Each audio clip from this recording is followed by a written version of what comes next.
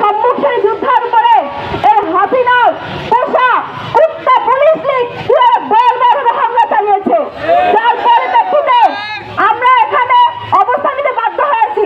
আমরা এই কর্মসূচি শুরু হওয়ার আগে আমাদের ভ্যানকে এই কুত্তা লীগ এই পুলিশ হামলা করেছে, এই কুলাঙ্গার পুলিশ আমার ভ্যানকে হামলা করেছে, এখন হসপিটালাইজ আছে।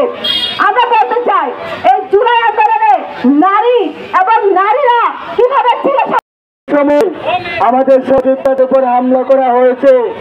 পুলিশের কাছে গেলে যদি আমরা আওয়ামী লীগ গ্রেফতারের ব্যাপারে পুলিশের কাছে যাই, তাহলে পুলিশ আমাদেরকে বলে যে আমরা নাকি তাদেরকে সহযোগিতা করে গ্রেফতার দিব।